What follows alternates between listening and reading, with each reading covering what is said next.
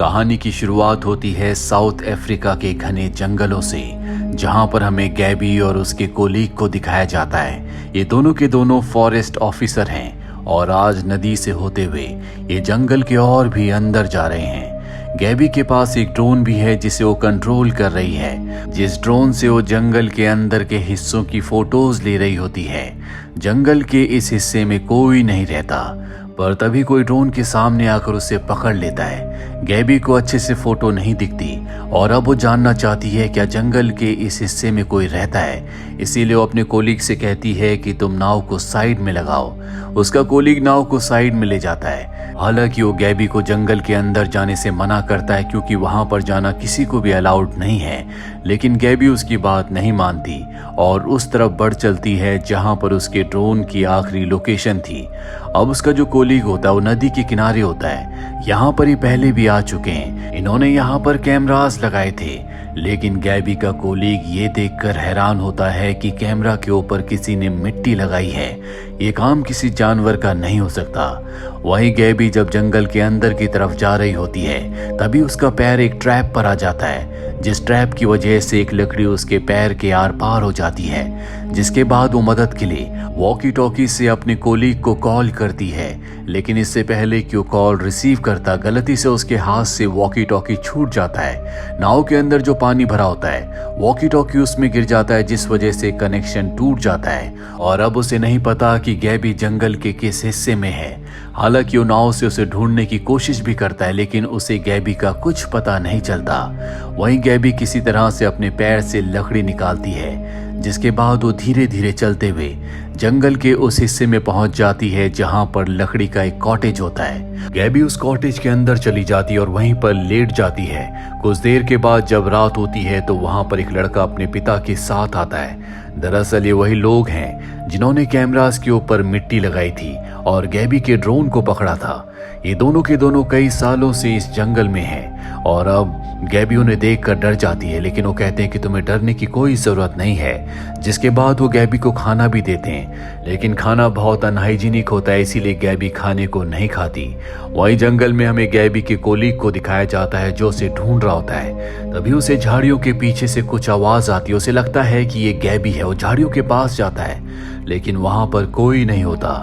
पर अगले पल उसके पीछे खतरनाक क्रिएचर आ जाता है जिसके कई सारे पैर होते हैं। दरअसल इस क्रिएचर को गैबी ने भी देखा था और अब गैबी का कोलीग अपनी जान बचाने के लिए भागता है। वो क्रिएचर उसका पीछा करता है। दूसरी तरफ हमें गैबी को घर पर दिखाया जाता है। रात को उसे एक सपना आता है जिसमें वो देखती है कि उसकी बॉडी में फंगस लगना शुरू हो गया है, जो पेड़ पौधों को लगता है। पर तभी उसकी नींद खुल जाती है, जिससे वो बहुत ज्यादा डर जाती है। अगली सुबह सैम अपने पिता के साथ जंगल में शिकार करने जाता है और जब कॉटेज में कोई नहीं होता तो गैबी उसकी तलाशी लेती है, जहां पर उसे एक लेडी की फोटो मिलती है। सैम अपने पिता के साथ रात को वापस आ जाता है, जिसके बाद सैम के पिता गैबी को बताते हैं कि मैं अपनी पत्नी के साथ यहाँ पर आया था। मैं एक प्लांट पैथोलॉजिस्ट था, इसीलिए मैंने अपनी पत्नी के साथ इस जंगल में रहना शुरू किया, लेकिन जल्दी मेरी पत्नी बहुत ज्यादा बीमार हो गई, जिसके बाद उसकी मृत्यु हो गई। गैबी पूछती है कि तुम लोग वापस क्यों नहीं गए।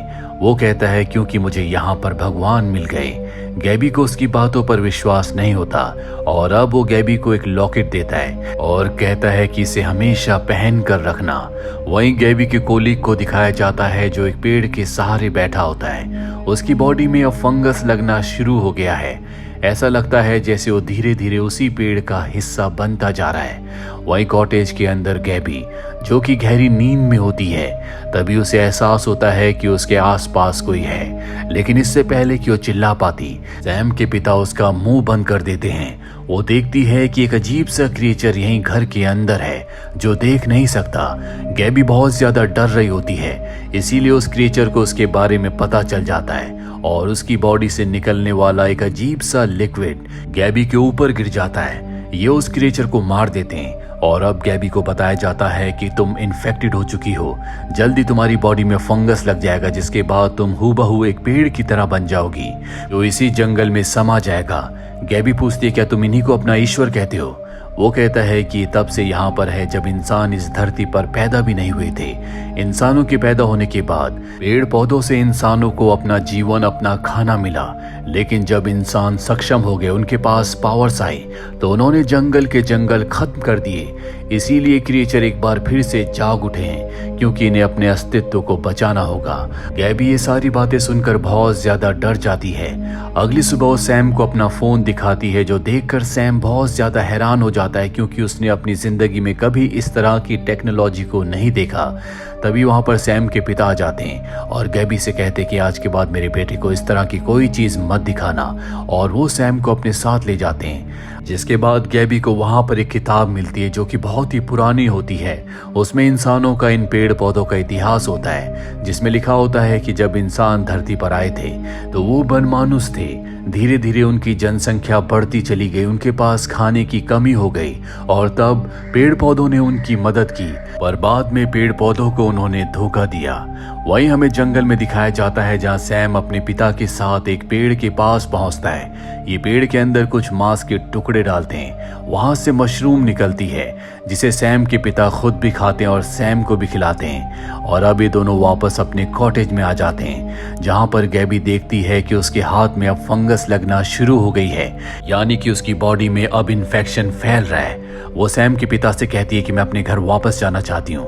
वो कहता है ठीक है, तुम जा सकती हो, लेकिन वो कहती है कि मैं सैम को भी अपने साथ ले जाना चाहती हूँ, वो पूरी जिंदगी इस जंगल में नहीं रह सकता।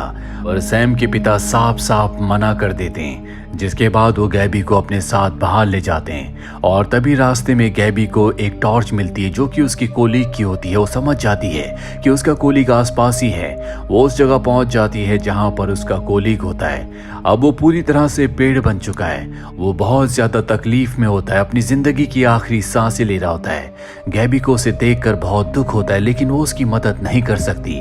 जिसके बाद उसकी मृत्यु हो जाती है, और तभी इन्हें किसी की आहट सुनाई देती है। समझ जाते हैं कि ये वही क्रिएचर है, इसीलिए अपनी जान बचाने के लिए ये दोनों भागकर वापस कॉटेज आ जाते हैं, जहां पर ये दरवाजों को अंदर से लॉक कर देते हैं। और अब गैबी के कान से भी एक पौधे की तरह कुछ बाहर निकलना शुरू हो जाता है। साथ ही उसकी बॉडी की फंगस अब बढ़ चुकी है, यानी कि उसका इन्फेक्शन लगातार बढ़ता ही चला जा रहा है। वो सैम के पिता से पूछती है क्या इसका कोई इलाज है, लेकिन वो उसकी बात का कोई जवाब नहीं देता और घर से बाहर निकल जाता है। जिसके बाद वो सैम से बात करती है और उसे कहती है कि तुम्हें यहाँ से निकल जाना चाहिए।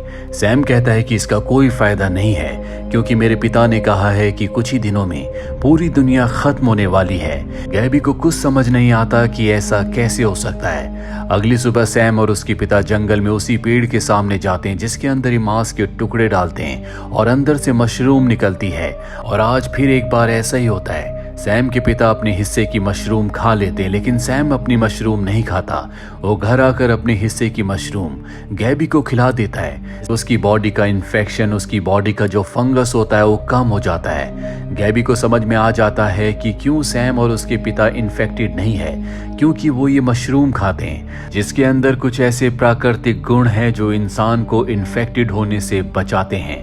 और अब सैम के पिता ये देख लेते हैं, इसीलिए वो गैबी को यहाँ से जाने के लिए कहते हैं, लेकिन गैबी मना कर देती है। वो कहती है कि मैं देखना चाहती हूँ कि यहाँ पर क्या हो रहा है, साथ ही मुझे ठीक भी होना है। वहीं सैम और गैबी अब एक दूसरे के बहुत क्लोज आ जाते हैं। सैम गैबी को बहुत पसंद करता है, इसीलिए एक दिन वो उसी पेड़ के सामने उसे ले जाता है जहाँ पर उसके पिता और वो प्रार्थना करते हैं और पेड़ के अंदर मांस के टुकड़े डालते हैं। सैम गैबी को बताता है कि ये मेरी मॉम है। गैबी समझ जाती है कि उसकी मॉम किसी बीमारी से नहीं बल्कि इसी इन्फेक्शन की वजह से इन्फेक्टेड हुई थी, जिसके बाद वो एक पेड़ बन गई और वो पेड़ यही है। गैबी अब जंगल में लगे हुए कैमरे का एक SD कार्ड अपने मोबाइल में लगाती है और फोटोज देखती है, जिसमें उसे उस क्रिएचर के साथ साथ अपने कोलीग का फोटो भी दिखता है। वहां पर सैम के पिता का भी फोटो होता है। इसका मतलब ये है कि सैम के पिता को पता था कि वो क्रिएचर उसके कोलीग के ऊपर हमला करने वाला है। हालांकि वो उसे बचा सकते थे, लेकिन उन्होंने ऐसा नहीं किया। और अब गैबी सैम के पिता से पूछती है कि तुमने मेरी कोलिक को क्यों नहीं बचाया।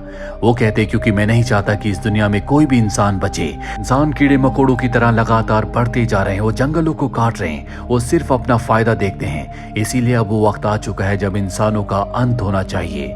गैबी अब तय कर लेती है कि वो यहाँ से अब शहर चली जाएगी और सैम को भी अपने साथ ले जाएगी।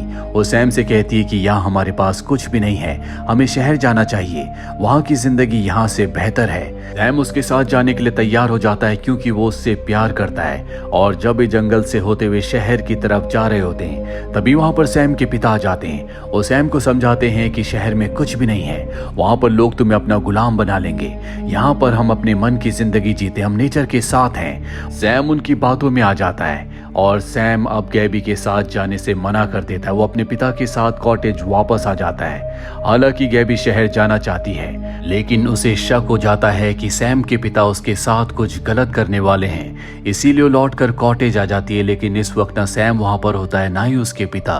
दरअसल सैम के पिता सैम को लेकर उसी पेड़ के पास गए हैं। सैम पूछता है कि आप क्या करने वाले हो।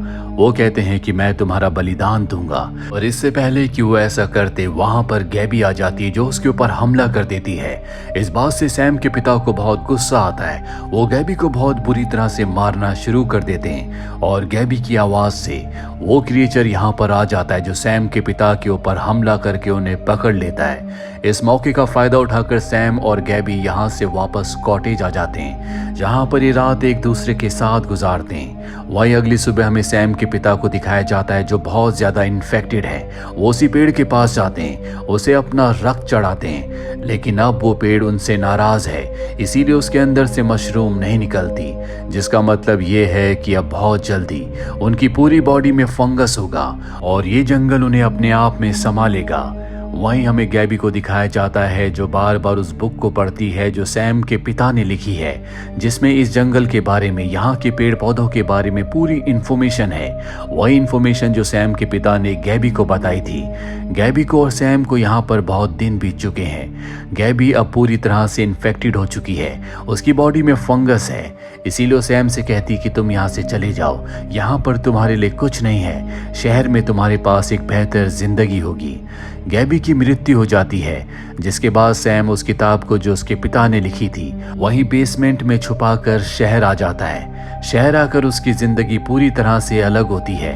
वो एक रेस्टोरेंट में खाना खाने जाता है और खाना खाने के बाद जब वो बाहर निकलता है तो हमें उसके बचे हुए खाने में दिखाया जाता है जहाँ पर फंगस लग चुकी है, जिसका मतलब ये है कि वो जंगल से इन्फेक्शन को अपने साथ शहर तक ले आया और अब हो सकता है कि शहर का हर एक इंसान इन्फेक्टेड हो जाए। और जैसा कि सैम के पिता ने कहा था कि बहुत जल्दी इंसान इस धरती से खत्म हो जाएंगे, वो बात उनकी सच हो जाए। आपको क्या लगता है कमेंट बॉक्स में ज़रूर लिखें। उम्मीद करते हैं कि ये कहानी आपको पसंद आई होगी।